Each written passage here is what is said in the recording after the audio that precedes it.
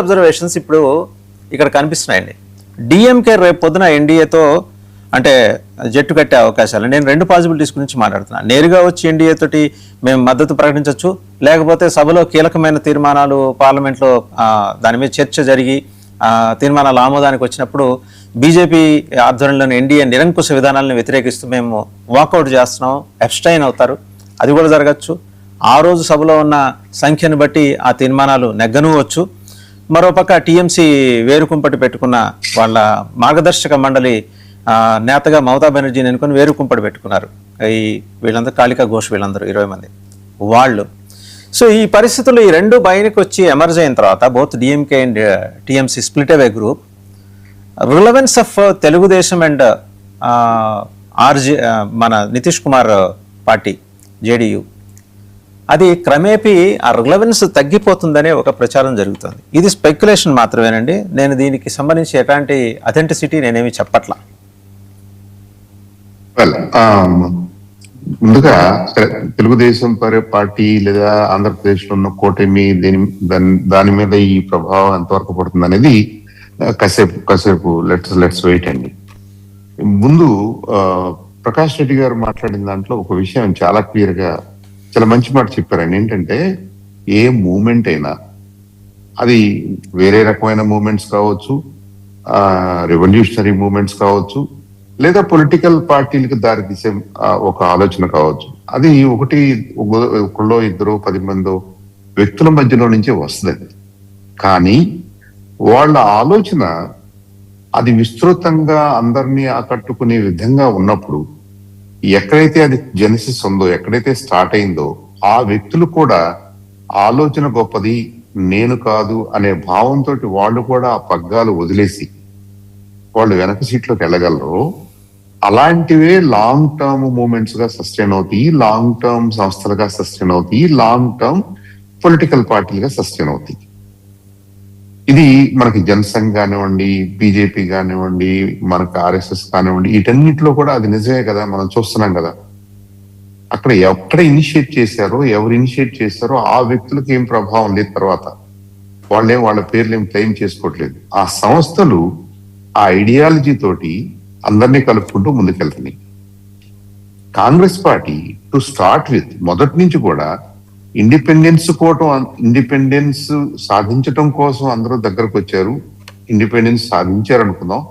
అయిన తర్వాత మరి అది ఆ పార్ట్ అయిపోయింది కదా.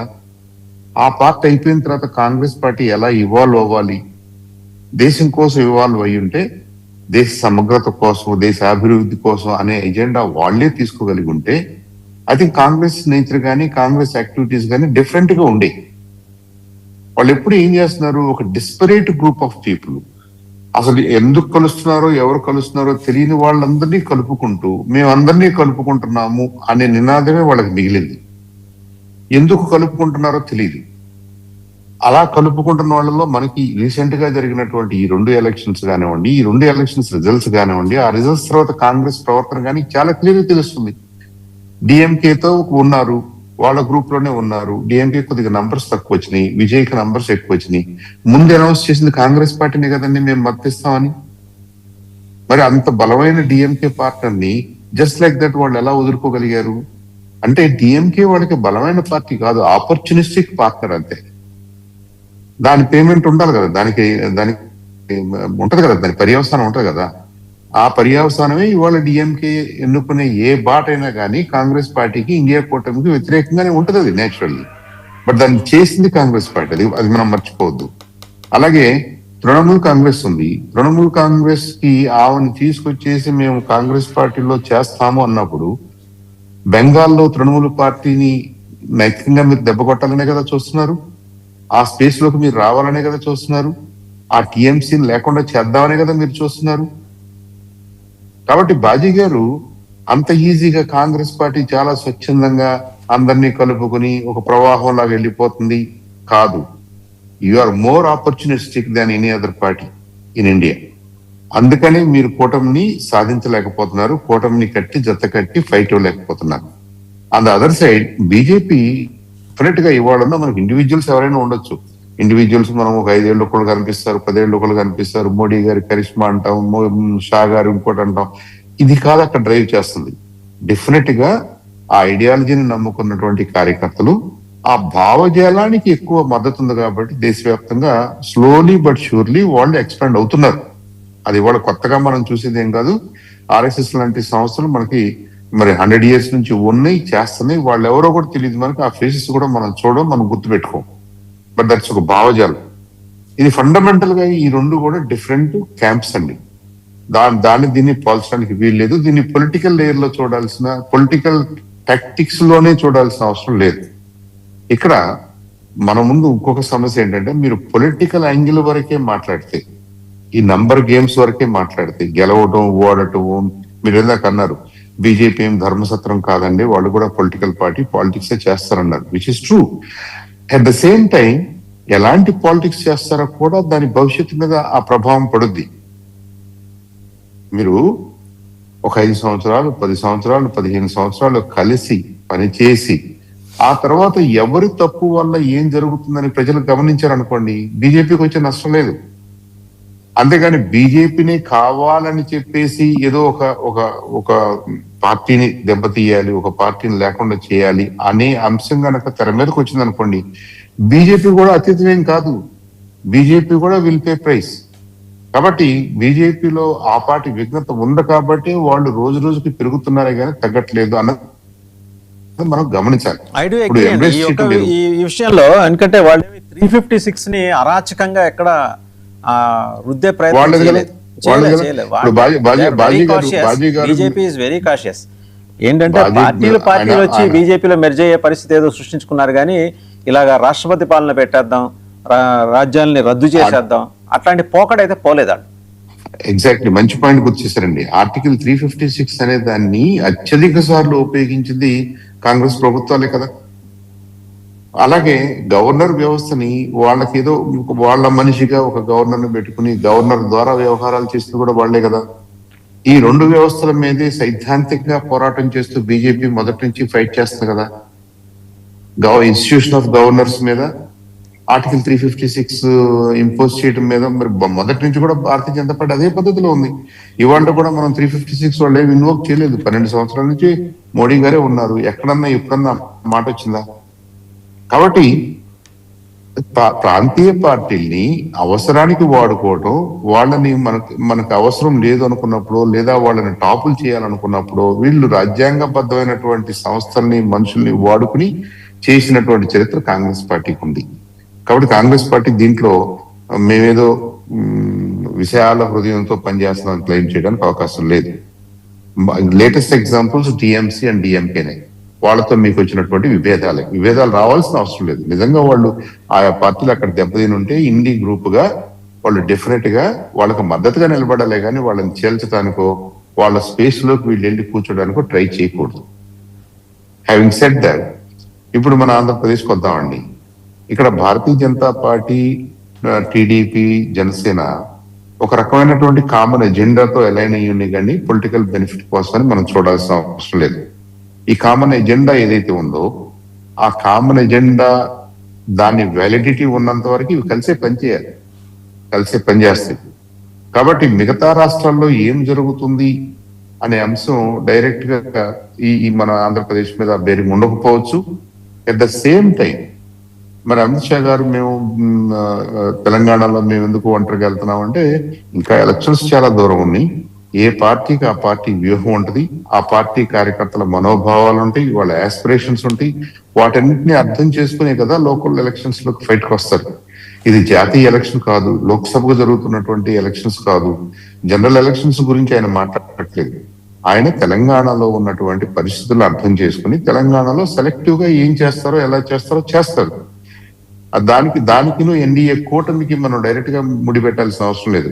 మనం ఎన్డీఏ కూటమిలో ఉన్నాం కాబట్టి మా పంచాయతీలో, వార్డులో ఎన్డీఏ కూటమి లెక్క ప్రకారం వస్తున్నాయా, మా పంచాయతీ సర్పంచ్, మా ఎంపీటీసీ, మా జెడ్పీటీసీలు అలా వస్తున్నాయి అంటే రాకపోవచ్చు. ఇవి స్థానికమైనటువంటి అంశాలు. ఈ మనం నేషనల్ స్థాయిలో ఉన్నటువంటి కూటమి నేషనల్ పాలిటిక్స్ కోసం ఏర్పడిన కూటములు. ఈ డిఫరెన్స్ కూడా మనం గమనించుకోవాలి. ఇన్ఫాక్ట్ మీరు అన్నది కరెక్టే. తెలుగుదేశం పార్టీ జాతీయ అధ్యక్షులు చంద్రబాబు నాయుడు గారు మనం అన్నారు, జాతి నిర్మాణం కోసం ఏర్పడింది ఎన్డీఏ, రాజకీయ అవసరాల కోసం ఏర్పడినవి మిగిలిన పార్టీల కూటమిలో. ఒకసారి ప్రకాష్ రెడ్డి గారి దగ్గరికి వెళ్దాం. ప్రకాష్ రెడ్డి గారు, 356 అవసరం మనకి ఎందుకు?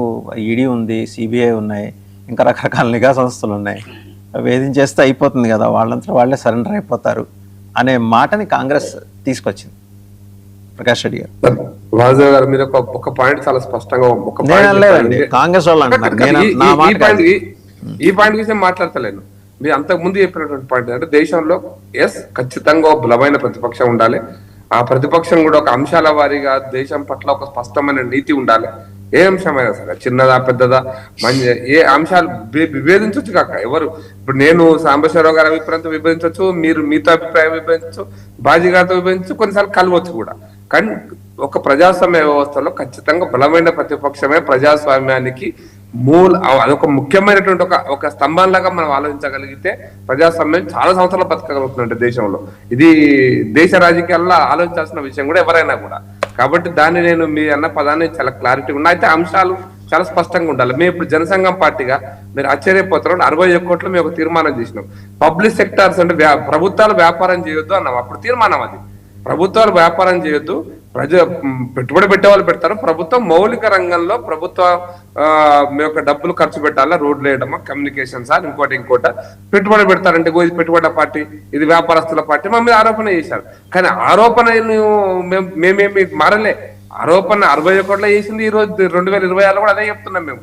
మా అభిప్రాయాలు మారలే. అందుకోసం స్పష్టమైన నీతితోటి, స్పష్టమైన విధానాలతోటి, స్పష్టమైన ఆలోచనతోటి ప్రతిపక్షం కూడా ఉంటే ఎప్పుడైనా ప్రజలు గౌరవిస్తారు, ఎప్పుడైనా గౌరవించే అవకాశం ఉంటుంది. ఆ గౌరవ పాత్రలు కావాలని కోరుకుందాం సార్, ఏ ప్రతిపక్షమైనా. ఇది 1 పాయింట్. మీరు అన్నట్టుగా ఈడీలు, 356 ఆర్టికల్ ఈడీలు ఉన్నాయి, సిబిఐలు ఉన్నాయి అన్నారు సార్. ఈడీ పెట్టిందే కాంగ్రెస్ పార్టీ, సిబిఐ కూడా ఉంది. సిబిఐ మొదటి నుంచి రానిచ్చే స్టేట్లు ఉన్నాయి, రానియని స్టేట్లు కూడా ఉన్నాయి. సిబిఐని మేము రానియమని మమతా బెనర్జీ చెప్పినప్పుడు కోర్టు ఆదేశాలు లేకపోతే తెలుగు రాష్ట్రాలు కూడా రానియం అన్నాయి కదా, మర్చిపోతున్నారా మీరు? ఏం సార్, మీ తెలుగు రాష్ట్రాల్లో ఒక రాష్ట్రం రానివ్వంది కదా ఇప్పుడు 2 రాష్ట్రాలు రానివ్వలేదు సార్, తెలంగాణ కూడా రానియలేదు సార్. నేనేమంటే అందుకోసం ఈడీ సిబిఐలకు ఒక పరిధి, లిమిటెడ్ పరిధిలో ఒక ఆరోపణ వస్తే తప్ప, ఆరోపణలలో ఇన్వాల్వ్ అయితే తప్ప ఈడీ సిబిఐలు రావు సార్. ప్రాథమిక ఆధారం లేకుండా నేను మిమ్మల్ని మీ ద్వారానే చెప్పదలుచుకున్నాను సార్. ఎవరైనా సరే, ఎంత పెద్దోనైనా సరే, ఎంత చిన్నోనైనా సరే, ఈడీ కనుక, ఎన్ఫోర్స్మెంట్ డిపార్ట్మెంట్ కనుక ఆయన అరెస్ట్ చేస్తే లేదా ఆయన మీద ఎంక్వైరీ చేస్తే ఎక్కడ తీసుకుపోతారు సార్? వాళ్ళని కోర్టుకే కదా సార్ ఫస్ట్ తీసుకపోయేది.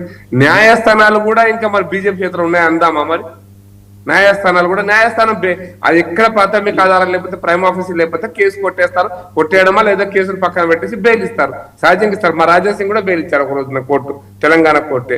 కాబట్టి మరి బెయిల్ ఇవ్వడానికి ఎవరు కారణం అంటే న్యాయస్థానాలు వేరే, న్యాయస్థాన పరిధి వేరు.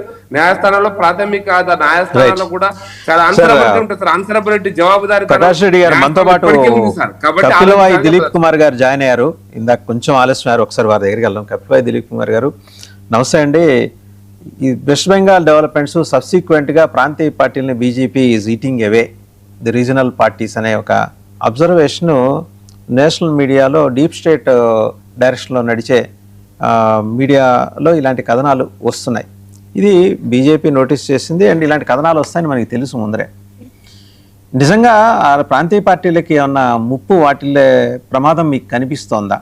అంటే ఈ లేటెస్ట్ డెవలప్మెంట్స్, డిఎంకే కాంగ్రెస్ తోటి విభేదించి ఇండి కుటుంబం నుంచి బయటకు రావడం ఒకటి, వాళ్ళకి గట్టి నెంబర్ ఉంది, అండ్ టీఎంసీ ఒక 20, ఇప్పటికే 313 లోక్సభలో వాళ్ళు. రేపొద్దున 350 క్రాస్ చేయొచ్చు. దిలీప్ గారు వినిపిస్తోందా? దిలీప్ గారు వినిపిస్తోందా? గుడ్ మార్నింగ్ మీకు మిత్రులందరికీ కూడా నమస్కారం. సారీ అయితే ఒకటేంటంటే ప్రాంతీయ పార్టీలు కొత్త ట్రెండ్, విజయ్ కొత్త ట్రెండ్. ఎస్టాబ్లిష్ రెవెన్యూ పార్టీస్ ని పక్కన పెట్టేసి తమిళనాడు విజయ్ రావడం అనేది ఒక మార్పుకు సంకేతంగా మనకు దేశవ్యాప్తంగా పడతాం. అదే పద్ధతిలో పాలిటిక్స్ డిజనరేషన్ నుంచి కానీ డెఫినెట్లీ పాలిటిక్స్ డిజనరేట్ అయిపోయినాయి కదా. ఓటు నోటు, మద్యం ఇవన్నీ ఇచ్చి లక్షలు. నేను 2 times రాజగోపాల్ రెడ్డి గారికి చీఫ్ ఎలక్షన్ ఏజెంట్గా పనిచేశారు. బీజేపీ చేశా, ఆయన కాంగ్రెస్ కూడా చేశారు. ఆ టైంలో మొదటిసారి 200 కోట్లు ఖర్చు, రెండోసారి 170 కోట్లు ఖర్చు. అంటే ఒక 1 year లోపల ఒక వ్యక్తి ఎమ్మెల్యే కావడానికి 370 కోట్ల రూపాయలు ఖర్చు పెట్టినాక ఈ ఎలక్షన్స్ మీరు ఏ విధంగా చూస్తారు, అసలు ఈ పార్టీని ఏ విధంగా చూస్తారు?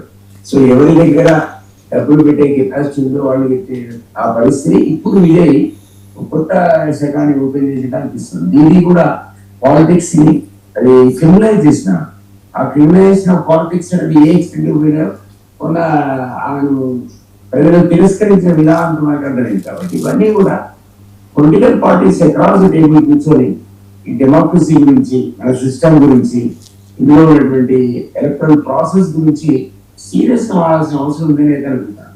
ఇది మన డెమోక్రసీ మంచిది కాదు. ఏదైనా కానీ ఒకవేళ డబ్బులు పరిస్థితి తప్పు కాదు, లేదా క్రిమినలైజేషన్ అయినా తప్పే. అది తప్పే, ఇది తప్పే. వీటి నుంచి ఈ వ్యవస్థను బయటికి లాగాల్సిన అవసరం ఉన్నది. సీరియస్ గా పొలిటికల్ పార్టీస్ దగ్గర అవసరం ఉంది. డెఫినెట్లీ ఈ దేశం అనేది డెమోక్రసీ మనగలగాలంటే ఆపోజిషన్ కూడా స్ట్రాంగ్ ఉండాలి, హెల్దీ ఆపోజిషన్ ఉండాలి. అంటే ఎలక్షన్స్ హెల్దీగా కూడా జరగాలి. దానికి ఈ రోజు అన్ని పార్టీలు కంట్రిబ్యూట్ చేస్తున్నాయి డిజైనరేషన్. ఈ డిజైనరేషన్ నుంచి దేశం బయట రావాల్సిన అవసరం ఉందని నేనైతే స్ట్రాంగ్ గా ఫీల్ అవుతుంది. సార్ దిలీప్ గారు, ఒకసారి టీఎంసీ డెవలప్మెంట్స్ గురించి మాట్లాడారు. డెవలప్మెంట్ కూడా చూడాలని పాపం ఆమె అన్ని డామినేట్ చేసి ఒక్కసారిగా అధికారం చూపిన తర్వాత ఒక్కొక్కరు కూడా బయటకు వచ్చేస్తున్నారు. ఆమె డామినేషన్ ఏంటో, ఆమె ఏ విధంగా ఒక ప్రశ్న గురి చేసిందో, ఆ రాష్ట్రంలో క్రిమినలైజేషన్ ఆఫ్ పాలిటిక్స్ ఏంటో క్లాసిక్ ఎగ్జాంపుల్ టీఎంసీలో కనపడుతుంది మనకి. సో ఇది అది మారాల్సిందే. ఇప్పుడు అక్కడ కూడా ఈ మార్పు తీసుకురావడానికి కోరుకోవడానికి ప్రజలు ఆ క్రిమినలైజేషన్ ఆఫ్ పాలిటిక్స్ కారణం. ఇంతకుముందు ప్రకాష్ రెడ్డి గారు మీరు అన్నట్టున్నారు, సిబిఐ నానియం, సిఐడి నానియం, ఈడీ నానియం అనుకుంటూ రెజల్యూషన్స్ పాస్ చేయడం, ఒక కోటలాగా ఒక సామ్రాజ్యాన్ని నిర్మించుకోవడం, అందులో వేరే వాళ్ళకి అవకాశం ఆస్కారం లేకుండా చేయడం, ఇది కూడా తప్పే. ఈ విధమైనటువంటి ఒక పరాకాష్ఠకు చేరుకుంది పాలిటిక్స్ అని. అందుకని ఆమె దాన్ని కాన్సిక్వెన్సెస్ ఒక్కసారిగా ఫేస్ చేసిన పరిస్థితి వస్తుంది. ఇప్పుడు అట్లాంటి ఆమె కూడా ఈ రోజు మరి నిజం కూడా ఆమె కొద్దిగా ఎక్సెంట్రిక్ లేడీ మాట అనకూడదు, కానీ గతంలో కాంగ్రెస్ లో ఉండి బయటికి పోయినామే కదా. ఇప్పుడు ఆమె కాంగ్రెస్ లో మన ఉపాధ్యక్ష పదవి లేదా అల్లుడికి జనరల్ సెక్రటరీ పదవి ఇచ్చి తీసుకుంటే ఆమె ఎంతకాలం ఉంటుంది ఆ కాంగ్రెస్ లో? ఆమె టెంపర్మెంట్ కి ఉండే వ్యక్తి కాదు ఆమె. బట్ రైట్ నౌ లో ఏబ్ లో ఉంది, దెబ్బతిని ఉంది. కాబట్టి ఇప్పుడు ఆమెకు అవకాశం కనపడుతుండొచ్చు ఇండియా కావాలని.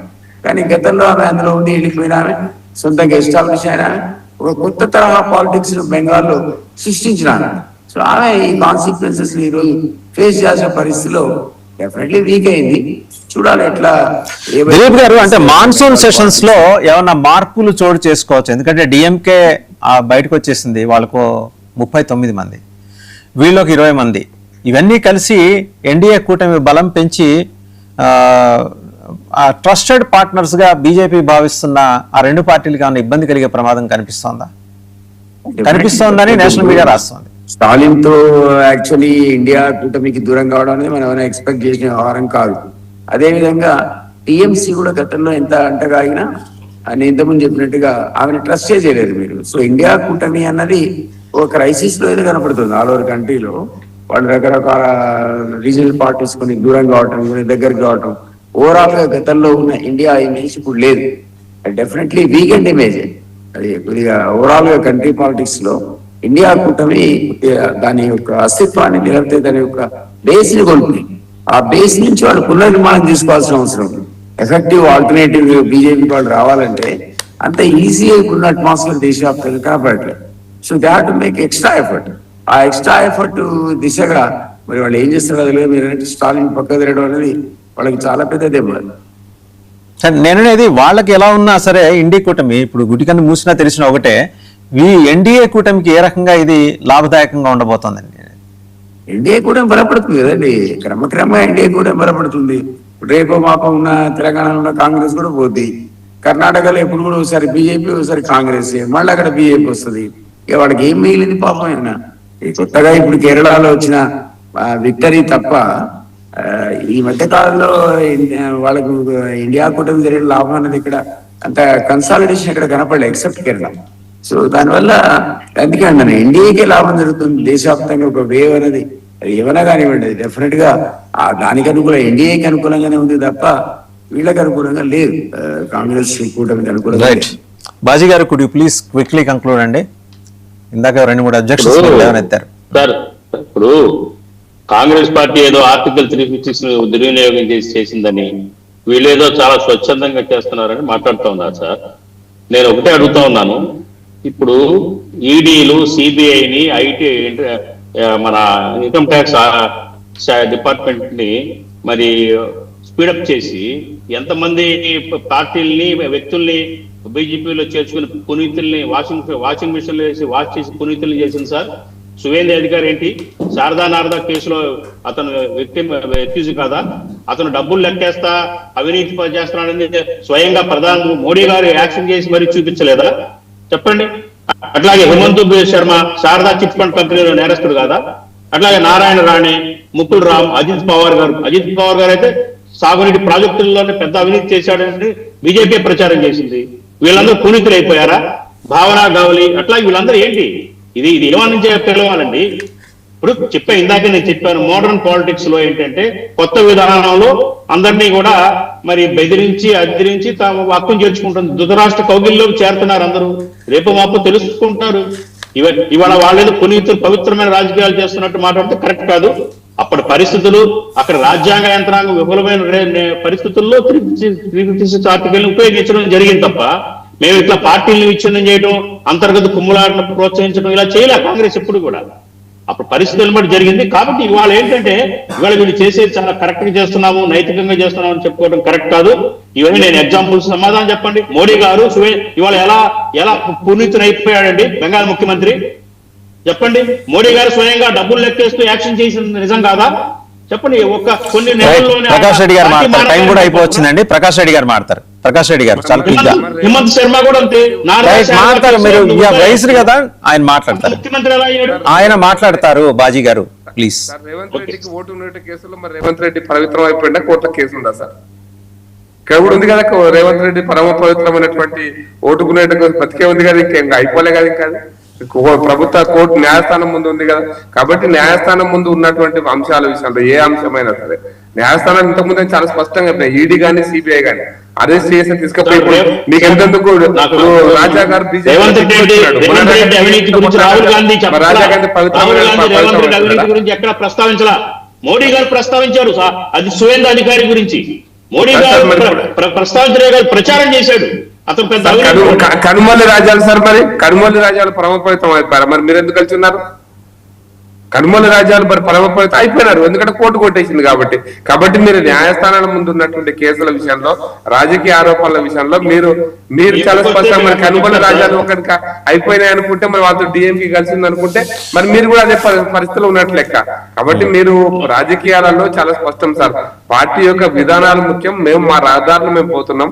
పార్టీ మీరు సోషలిజం గురించి మాట్లాడారు, పెట్టుబడిదారీ వ్యవస్థ మాట్లాడారు, పబ్లిక్ సెక్టర్స్ మాట్లాడారు, ఇందిరాగాంధీ ఒకటి మాట్లాడింది, నెహ్రూ ఒకటి మాట్లాడి, పివి నరసింహరావు, మన్మోహన్ సింగ్ ఒకటి మాట్లాడి, ఇవాళ ఇంకోటి మాట్లాడుతున్నారు. విధానాలు మార్చుకునే ఊసరవెల్లి రాజకీయాలను ప్రజలు తిరస్కరిస్తున్నారు. కాంగ్రెస్ పార్టీ 70 ఏళ్లలో ఊసరవెల్లి రాజకీయాలు చేసింది. అనేక రంగులు మార్చుకుంది, అనేక అంశాల విషయంలో రంగులు మార్చుకుంది. కాబట్టి వీళ్ళకి గతి పట్టింది. సిద్ధాంతం లేనటువంటి పార్టీ. మళ్ళీ బాజీ గారు లేవనెత్తిన 5 గురించి, అలాగే ప్రకాష్ రెడ్డి గారు ప్రస్తావించిన ఈ 3 గురించి మళ్ళీ ఖచ్చితంగా మాట్లాడుకుందాం. Thank you very much Baji గారు, ప్రకాష్ రెడ్డి గారు, కపిలవాయి దిలీప్ కుమార్ గారు అండ్ చంద్ర సాంస్ట్రా గారు. సో మొత్తానికి చూస్తే అభిషేక్ కావాలా లేదా మేం కావాలా? మమతా బెనర్జీకి ఇంకొక బెనర్జీ, కళ్యాణ్ బెనర్జీ అల్టిమేటం ఇచ్చాడు. చీఫ్ విప్ పదవికి రాజీనామా చేశాడు. ఆయన కాదని జూనియర్ లాయర్స్ని ఎంగేజ్ చేశారు ఒక కేసులో. ఇక మీరు తప్పుకోండి, మీరు రెస్ట్ తీసుకోండి, వేరే వాళ్ళు టీం చేస్తారు. సో రోజు రోజుకి గ్రోయింగ్ డిస్సెంట్ టీఎంసీలో. నిన్నటితో కలిపి ప్రకాష్ చిక్తో కలిపి మొత్తం 3. ఆమె సయోని ఘోష్, చాలా రెబల్ లీడర్ ఆవిడ.